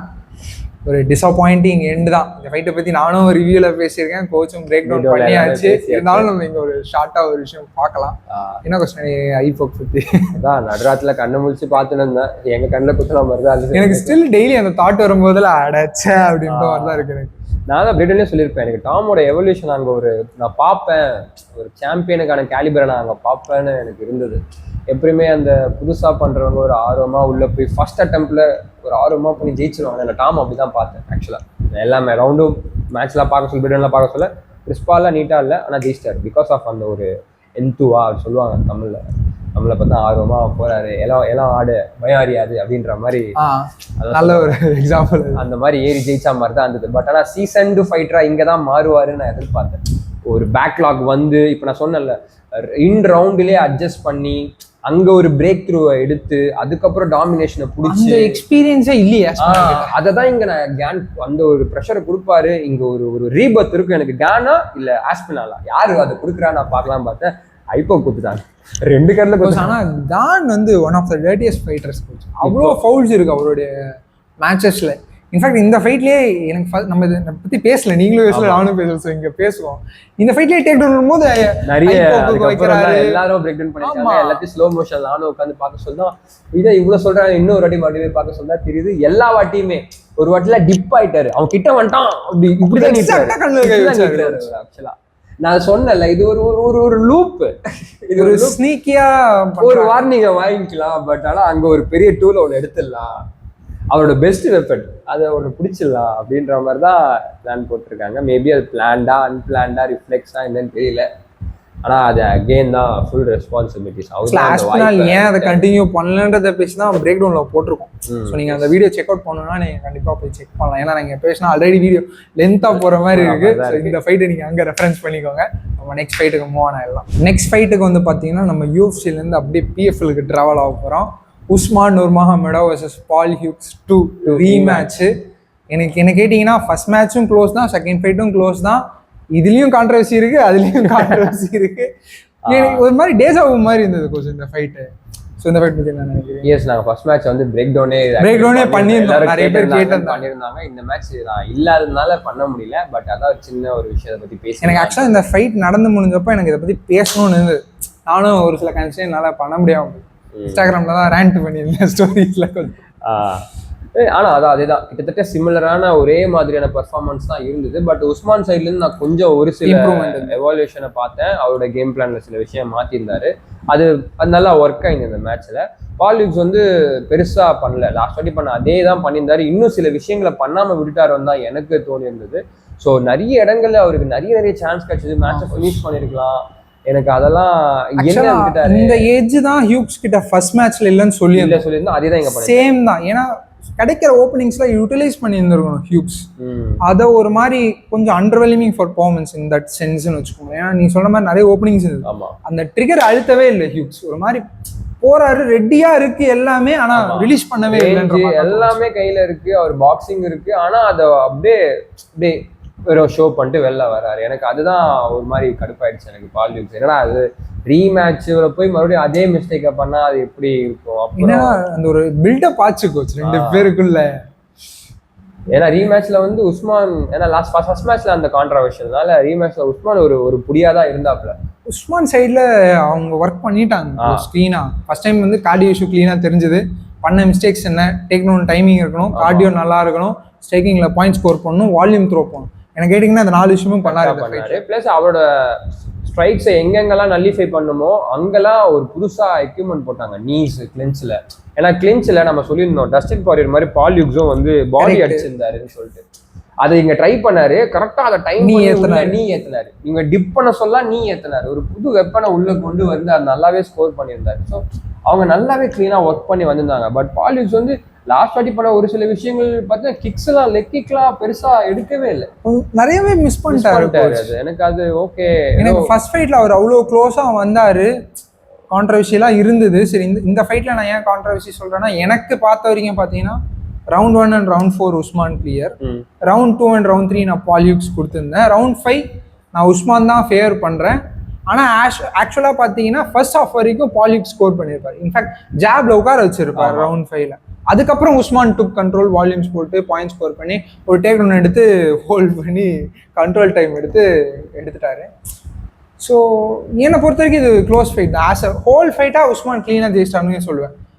Round by round பேசிஸ்ல ஹி வான். ஆனால் பால் ஹியூக்ஸுக்கும் ஒரு கேஸ் இருக்குன்ற மாதிரி தான் எனக்கு தோணுச்சு. நான் பார்த்த வரைக்கும் எனக்கு செகண்ட் ரவுண்ட் தான் வந்து பால் ஹியூக்ஸ் கிளீனாக எடுத்திருந்தாரு. மற்ற ரவுண்ட்லாம் ஒரு ஈக்குவலாக பேக் அண்ட் ஃபோர்த்தாக தான் எனக்கு. ஆனால் ஃபர்ஸ்ட் ரவுண்ட் உஸ்மான் எடுத்துட்டாரு. ஆமா, கிளீன் எடுத்துட்டாரு. செகண்ட் ரவுண்ட் பால் ஹியூக்ஸ் எடுத்துட்டாரு. தேர்ட் ஃபோர்த் வந்து பாத்தீங்கன்னா பேக் அண்ட் ஃபோர்த்தா 2 பேரும் போட்டுருந்தாங்க. 4th ரவுண்ட்லயும் ஒரு சில ஷாட்ஸ் வந்து பாலியூக்ஸ் நல்லாவே லேண்ட் பண்ணியிருந்தாரு, சான்ஸ் கிடைச்சிருந்தது. நீ சொன்ன 5th ரவுண்ட்ல அந்த ஜாப் உட்கார வச்சுட்டு 4th ரவுண்ட்ல பார்த்தீங்கன்னா உஸ்மான் கூட பார்த்தீங்கன்னா ஒரு டேக் டவுன் டபுள் அண்டர்லாம் போட்டு எடுத்துட்டு நல்ல கண்ட்ரோல் கிடைச்சிருக்கும். அதை விட்டு வெளில வந்து ஷோ பவுட்லாம் பண்ணி அவர் ஒரு சான்ஸ் மிஸ் பண்ணாரு. ஸோ 2 பேரும் மேபி ஒரு சின்ன மிஸ்டேக் இருந்தாலும் எனக்கு பார்க்க சொல்ல பேக் அண்ட் ஃபோர்த்தா போன மாதிரி தான் நான் உஸ்மான் செய்தேன். நம்ம ஆல்ரெடி அந்த பழைய ரூல்ஸ் படி இப்போ கொஞ்சம் பற்றி பேசுவோம். ரூல்ஸ் படி டேக் டவுன் பண்ணி கொஞ்சம் கண்ட்ரோல் வச்சிருந்தா அந்த ரவுண்டை சீல் பண்ணிடலாம் நம்ம. ஏன்னா பேக் ஸ்ட்ரைக்கிங் ஈக்குவலா இருக்க மாதிரி இருக்கு, கொஞ்சம் எக்ஸ்ட்ரா இருந்தாலும் இப்போ டேக் டவுன் பண்ணிட்டா கன்ஃபார்ம் அந்த ரவுண்ட் எனக்கு. அப்புறம் ஒரு சில ஷார்ட்ஸ் வச்சிருந்தாரு நீ சரி. ஸோ அதை வச்சு தான் நான் ஸ்கோர் பண்ணியிருந்தேன். ஸோ உஸ்மான் ஓகே எடுத்திருந்தாரு. பட் பாலியூக்ஸும் அவர் நம்ம எதிர்பார்த்த பர்ஃபார்மன்ஸ் போட்டிருந்தாருன்னா மேபி அவரு பண்ணிருக்கலாம். கண்டிப்பா என்ன கேட்டீங்கன்னா ரவுண்ட் 1 எனக்கு ரொம்பவே சர்ப்ரைசிங்கா இருந்தது. ஏன்னா நான் கிட்டத்தட்ட ரவுண்ட் 1ல உஸ்மான் ஃபினிஷ் பண்றோம் யோசிச்சேன், என்னடா ஹியூக்ஸ் இது அப்படின்ற மாதிரி தான் எனக்கு ஆரம்பிச்சது. வந்து பின் பாயிண்டா 100% அக்யூரசி ரேட்ல இருந்தா இருக்கும். டைமிங், அந்த டேக் டவுன் டைமிங், அங்க கிரவுண்ட்ல ஒர்க் பண்ண விதம், எக்ஸிகியூஷன். ஆனா லேட்டர் ரவுண்ட்ஸ்ல பார்த்தா பாலியூக்ஸ் வந்து அந்த டேக் டவுன் டிஃபென்ஸ் நல்லா இம்ப்ரூவ் ஆயிடுச்சு. அவரு அதுதான் ஆஃப்டர் ஃபர்ஸ்ட் ரவுண்ட் வந்து கொஞ்சம் கொஞ்சமா அது ஓகே, மேபி அதுல நல்லா ஒர்க் பண்ணிட்டு அவரோட பேஸ் ஆன அந்த ஸ்ட்ரைக்கிங்ல விட்டுட்டாரோ என்னவோதான் எனக்கு தோணுது. லேட்டர் ரவுண்ட்ஸ் டேக் டவுன் டிஃபென்ஸா பட்டு இருந்தது, உடனே எழுந்துட்டாரு. இதுக்கப்புறம் அவருக்கு சான்ஸ் கிடைக்காது, தேர்ட் சான்ஸ் உடனேவும் கிடைக்காது. ஆமா, உஸ்மானும் பிஎஃப்எல்ல இருப்பாரான்னு தெரியல. அது ஒரு கான்வர்சேஷன். நான் ரொம்ப வருஷமா சொல்லிட்டு தான் இருக்கேன் உஸ்மான் யூஎஃப்சி வருவாருன்னு. அதான் நடக்க போகுதுன்னு நினைக்கிறேன். நெக்ஸ்ட் தான் இந்த கான்ட்ராக்ட் முடிச்சுட்டா நெக்ஸ்ட் யூஎஃப்சி தான். யூஎஃப்சில வந்து என்ன பண்ணுவாருன்றது ஒரு நிறைய பேர் கியூரியஸா இருக்கு. நம்ம அதை பத்தி ஆல்ரெடி பேசியிருந்தோம் லைவ்ல. ஒண்ணு மேல டாப் 5 இல்ல சேலஞ்சர் டைட்டில் சேலஞ்சர் கண்டெண்டர் பண்ணா தப்பாயிடும். பிலோ 10 ஒரு டாப் 10ல இருந்து வந்தாருன்னா அவருக்கு ஒரு நல்ல எக்ஸ்பீரியன்ஸ் கிடைக்கும், ஒரு பில்டப் இருக்கும். தென் அதுக்குள்ள அவர் கேமுமே எவால்வ் பண்ணுவாரு, இன்னும் சாலிட் ஆகும். ஆமா, ஒரு டாமினேட்டிங் ஃபேக்டரா உள்ள வரலாம். இங்க நம்ம பார்த்தல பாலியூக்ஸ் இவ்வளவு ஓப்பனிங் இருந்தது, இதெல்லாம் யூஎஃப்சி ஃபைட்டர்ஸ் விட மாட்டாங்க. ஆமா கரெக்ட். அதுவும் லைட் வெயிட் டாப்ல இருக்க ஆளுங்க இருக்காங்க, கிளீனா இருப்பாங்க, அதெல்லாம் விட மாட்டாங்க. சோ அதனால கீழ இருந்து வந்தா கொஞ்சம் பெட்டரா இருக்கும். சோ நான் எதிர்பார்க்கிறேன் உஸ்மான். ஆக்சுவலி நான் யூஎஃப்சி தான் நல்லா இருக்கும், நான் அதை எதிர்பார்க்கிறேன். பட் பாலியூக்ஸ் இன்னும் மச் டெவலப்மெண்ட் தேவை அவர் சைடுல இருந்து. இன்னும் நிறைய எக்ஸ்பெக்டேஷன் இருக்கு, பட் அண்டர் டெலிவர் பண்ணிட்டாரு. ஆமா. நெக்ஸ்ட் வந்து பாத்தீங்கன்னா பிஎஃப்எல் போனோம், யூஎஃப்சி பார்த்தாச்சு. இப்போ அப்படியே டானா ஒயிட் கண்டெண்டர் சீரிஸ்குள்ள வந்தோன்னா ஒரு சரியான ஒரு வார் இருந்தது from Adrian Luna Martinetti and Mark கொலோக்டின். இது ஒரு கோச் எனக்கு கேட்டீங்கன்னா இந்த மாசத்துல இந்த ஃபைட்டு தான் கோச். ஆமா, நான் அதை பார்க்கல. கவிதா வந்து இதை பாருங்க, நம்ம இதை கண்டிப்பா அதை பேசி ஆகணும். ஏன்டா டானா கண்டெண்டர் சீரிஸ் எங்கடா அப்படி பேசணும்னு சொன்னா பார்த்தோன்னா தெரிஞ்சது ஓகே, ஒரு நல்ல ஒரு பர்ஃபார்மன்ஸ், சரியான ஃபிட். ஆமா, இதுல பாத்தீங்கன்னா அந்த 2 பேருக்குமே டானா வந்து கான்ட்ராக்ட் கொடுத்தாரு. ஃபர்ஸ்ட் டைம் டானா கண்டெண்டர் சீரிஸ்ல ஃபைட் போனஸ் 25K கொடுத்தாரு. Worth coach. இன்ஃபேக்ட் கொடுத்தது தான் கரெக்ட் என்ன பொறுத்த வரைக்கும். இஸ் a man, கரெக்டா அதை ஃபைன் பண்ணி அவங்களுக்கு என்ன டிசர்விங்கா வேணும்ன்றது அதை கரெக்டா கொடுக்குறாரு. ஏன்னா கரெக்ட், ஏன்னா 2 பேரும் அவங்க லைஃப்ல ஒரு பார்ட் அந்த கேஸ்ல விட்டுட்டு போயிருக்காங்க. 100% அது சொல்லிதான் ஒரு பார்ட் அந்த கேஜ்ல விட்டுட்டு தான் போயிருக்காங்க அந்த கான்ட்ராக்டுக்காக. ஸோ டானா இதை பண்ணது தான் கரெக்ட், பண்ணாம போயிருந்தாதான் ஒரு மாதிரி கான்ட்ராக்ட் மட்டும் கொடுத்திருந்தா கூட ஒரு மாதிரி இதுவா இருந்திருக்கும். அந்த போனஸ் ஏன்னா பர்ஃபார்மன்ஸ் எப்படி இருந்ததுன்னா பாத்தீங்கன்னா ஒலாக்டின் வந்து ரீச்ல ஹைட்ல எல்லாமே பாத்தீங்கன்னா டிஸ்அட்வான்டேஜ் ஃபைட்டர். பட் சைஸ் மட்டும் கொஞ்சம் ஸ்டாக்கா இருந்தார், ஹார்ட் மட்டும் பெருசா இருக்கு. அதுவும் நல்லா இல்ல. அந்த ஃபைட்டரும் லூனாவும் ஒரு மாதிரி லீனா என்னடா இப்படி இருக்காரே நான் யோசிச்சேன். இவர் அடிக்கிற ஷாட் கிட்டத்தட்ட ஃபர்ஸ்ட் ரவுண்ட்ல லூனா முடிஞ்சுட்டார். ஏன்னா கிட்டத்தட்ட ஃபினிஷிங் வரைக்கும் போச்சு. ஆனா லேட்டர் ரவுண்ட்ஸ்ல பிடிச்சாரு. இவரும் பயங்கரமா பேக் அண்ட் ஃபோர்த்தா அடிச்சுக்கிட்டு ரவுண்ட் 2ல எனக்கு புரியல என்ன மாதிரி பாடி கண்டிஷனிங் தெரியல. இவர் லூனா வந்து ட்ரில் மாதிரி நீஸ் அடிச்சிருந்தாரு கோச். அந்த செகண்ட் ஹாஃப்ல பார்த்தனா கிளின்ச்சை பிடிச்சி அந்த பாடி நீ நல்லா ஒர்க் ஆகுதுன்னு சொன்னோடனே அவன் காதல் கத்தனான்னு தெரியல, 30 நீஸ் கிட்ட லேண்ட் ஆயிருக்கும். அது ஒரு சைட்ல பிளாக் பண்றாரு. ஆனா அந்த ரவுண்ட் 2ஓட எண்ட்ல பார்த்து வச்சுக்கோ, ஏன் கிட்டத்தட்ட அவங்க 2 பேரும் எக்ஸ்சேஞ்ச் பண்ணிக்கிட்டாங்க. ஆமா, அதுதான் ஆஃப்டர் தட் அந்த ஒரு ஐ திங்க் அந்த நீ சொன்ன பத்தியா, அங்கேயே அவர் வந்து அந்த பெயின் எல்லாம் வந்து அந்த அந்த அந்த ஆஃப்டர் வார் தான் அந்த ஒரு. ஆமா கண்டிப்பா போயிடுச்சு, வார் தான், அதெல்லாம் மறந்துட்டாரு. போட்டு அடிச்சு அதுலதான் அந்த மேட்ச் அப்படியே செகண்ட் ரவுண்ட் யூஸ்வலா ஏன்னா மேட்ச் முடிஞ்சு எந்திரிக்காது செகண்ட் ரவுண்ட் முடிஞ்சோடனே அந்த மாதிரி ரவுண்டுக்கு வச்சது. அப்படி ஒரு ரவுண்டு அவ்வளோ வாங்கிட்டு நின்று எக்ஸ்சேஞ்ச் பண்ணாரு பாரு. அதே அடிச்சு ஒன் டயர்ட் ஆயிட்டான். அத லூனா டயர்ட் ஆனால்தான் ஒலிம்பிக் கொஞ்சம் அடிக்கிறான் டம்மு டம்முன்னு யாருடா அப்படின்னு எனக்கு. ஸோ ரவுண்ட் 2 அதான் கொஞ்சம் நீஸ் அண்ட் எல்போஸ் வச்சாரு. ஒலோக்டனுக்கு அந்த ஐப்ரோல கட்டு விழுந்தது, ஒரு மாதிரி பிளட்டு. இன்ஃபேக்ட் சிக்னிஃபிகன்ட் ஸ்ட்ரைக்ஸ் இந்த ஃபைட்டுக்கு வந்து பாத்தீங்கன்னா 125 எல்லா கிட்டத்தட்ட 300 ரேஞ்சில் த்ரோ பண்ணியிருக்காங்க ரெண்டு பேரும். ஆமா, லூனா வந்து கரெக்டா ஃபேஸ் பாடி லெக்னு ஈக்குவலா போட்டிருந்தாரு. ஒலாக்டன் வந்து கிட்டத்தட்ட 100 ஸ்ட்ரைக்ஸ்க்கு மேல ஃபேஸ் மட்டும்தான். ஆமா, ஃபுல்லா ஷார்ட் கை, பாக்ஸிங் ஹேண்ட்ஸ்ன்றதுனால ஸ்டான்ஸை மாத்தி ஃபுல் பவர் போட்டு போடுறாரு ஃபேஸ்ல. ஏன்னா லூனாவை அதுல பாராட்டலாம், அவ்வளோ சின்ன. ஆமாங்க, வாங்கி வாங்கி கொடுத்தீங்கன்னா ஃபர்ஸ்ட் ரவுண்ட்ல ராக்கு, செகண்ட் ரவுண்ட் எண்ட்ல கேஸ் ஓட்டனால நிறைய ஷாட், தேர்ட் ரவுண்ட்லயும் ராக் ஆனாரு.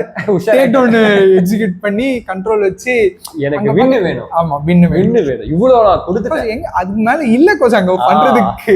ரெண்டு பேருமே ட்ரெயின். ஏன்னா ஒலோக்டன் விடவே இல்லையே. அப்ப கூட ஒலோக்டன் வந்துட்டே தான் இருந்தாரு, ஜாம்பி மாதிரி கிட்டத்தட்ட. அவர் ஷாட்டுக்கும் அதுக்கும் ஒரு மாதிரி இருக்கிறதுக்கும் அவர் ஏறுறது கிட்டத்தட்ட நீ சொன்ன அப்படிதான் சாமி மாதிரி வாங்கிட்டு. எனக்கு செகண்ட் ரவுண்ட் அதை சொல்ல, செகண்ட் ரவுண்ட் பாதிக்கு அப்புறம் ஒலோக்டன் வந்து அவரோட அந்த ஒரு ஸ்டேட் ஆஃப் மைண்ட்ல இல்ல. ஒரு ஜெயிக்கணும் ஒரு வார்ல இருந்தா எப்படி இருக்கும், கேர் அபௌட் எனிதிங், ஜெயிக்கணும் தான் இருக்கு. ஃபுல் நேரோ ஃபோக்கஸ் வந்துருச்சு ரெண்டு பேருக்குமே இருந்தது. லூனா கூட கொஞ்சம் யோசிச்சு கரெக்டா வெளில போனாரு, இருந்தால ஷாட்டை வாங்கினாரு. கொஞ்சம் அந்த மைண்ட் இருந்தது. எனக்கு ஒலோக்டன் கிட்ட எனக்கு பிடிச்ச விஷயம் அந்த மைண்ட் இல்ல, ஒரே ஸ்ட்ரெயிட் ஃபார்வர்ட் வச்சு ரேஞ்சும் இல்ல பெருசா. கிக்ஸ் ஓரளவுக்கு ஒரு சிலது யூஸ் பண்ணாரு. பட் இதான் எனக்கு ஆப்ஷன், நான் இதை வச்சு நான் ஜெயிச்சாதான் எனக்கு லைஃப் சேஞ்சிங் ஒரு ஆப்பர்ச்சுனிட்டி கிடைக்கும்னும் போது put is life on the line. அந்த பெர்ஃபார்மன்ஸ் தான் அவங்கள சீட்டை விட்டு எழுந்து. ஆமா, ரெண்டு பேருக்கும் கான்ட்ராக்ட் கொடுத்தது ஒரு மிக சரியான விஷயம். ஆல்சோ அங்க யூசி ஃபைட்டர் மெராப் இருந்தாரு, ஜானி வாக்கர், எல்லா ஆடியன்ஸும் ஸ்டாண்டிங் ஓவேஷன். நீங்க அந்த ஃபைட் இன்னும் பார்க்கலாம், யூடியூப்ல அவைலபிளா இருக்கு, தயவு செஞ்சு போய் பாருங்க. காம்பேட் ஃபைட்ஸ் எல்லாரும் பார்க்க வேண்டியது. நாங்க எவ்வளவு ஹைப்பா பேசுறது உங்களுக்கு அப்பதான் புரியும். ஆமா, ஸோ இவங்க யூஎஃப்சி பேண்டர்மேட்ல சண்டை போட்டாங்க. ஸோ யூஎஃப்சி உள்ள வந்து எப்படி ரேங்கிங்குள்ள வருவாங்களே, ஏன்னா பேண்டர்மேட் கொஞ்சம் பவரான டிவிஷன், மெராப விட்டுருங்க, பவரான டிவிஷன் தான் அது. ஸோ உள்ள வந்தாங்கன்னா இந்த ஒரு ஹைப்புக்கு நல்லாவே ஷைன் ஆகலான்றத என்னுடைய தாட். லேட்டர் இயர்ஸ்ல இவங்கெல்லாம் பார்க்கலாம், மேல டாப் 5 டாப் 10ல கண்டிப்பா பார்க்கலாம். ஸோ இதுதான் அக்டோபர்ல நடந்த மாசான ஃபைட்ஸ். எங்களுக்கு ரொம்பவே பிடிச்ச எக்ஸைட்டிங்கான ஃபைட்ஸை பற்றி தான் நாங்கள் இந்த அக்டோபர் ரீகேப் வீடியோவில் பேசியிருக்கோம். உங்களுக்கு இந்த ஃபைட்ல எது ரொம்பவே பிடிச்சிருந்தது, இந்த ஃபைட்ல நடந்த விஷயங்கள்லாம் எப்படி இருந்தது அப்படின்னு சொல்லிட்டு நீங்க கமெண்ட் செக்ஷன்ல தாராளமா சொல்லலாம். இது மட்டும் இல்லாமல் பார்த்தீங்கன்னா நெக்ஸ்ட் மந்த் நவம்பர் பார்த்தீங்கன்னா நமக்கு வெயிட்டான கார்டெலாம் இருக்கு. இஸ்லாம் வெர்சஸ் ஜேடிஎம், அது இல்லாமல் ஜாங் வெய்லி வெர்சஸ் செஃப்சென்கோ. இது ரெண்டுமே பார்த்தீங்கன்னா சாம்பியன்ஸ் நெக்ஸ்ட் ஃபயர் மூவ் ஆகி 322 வந்து பக்காவா பில்ட் பண்ணிக்கிறாங்க. ப்ரிலிம்ஸ் வரைக்கும் ஸ்டாக் பண்ணி வச்சுக்கிறாங்க. ஒரு ஃபைட் ஆஃப் த இயர் ஆச்சு, fight of card of the இயருக்கு கூட இருக்கலாம். அந்த இயரை வெயிட்டா முடிக்கிறாங்க. பார்ப்போம் அது எப்படி இருக்குன்றது. அதோட ப்ரெடிக்ஷன் வீடியோ எங்கள் சேனலில் வரும். ஸோ அதெல்லாம் மிஸ் பண்ணாமல் தெரிஞ்சுக்கணும்னா எங்கள் சேனலை மறக்காமல் சப்ஸ்கிரைப் பண்ணிக்கோங்க. தேங்க்யூ.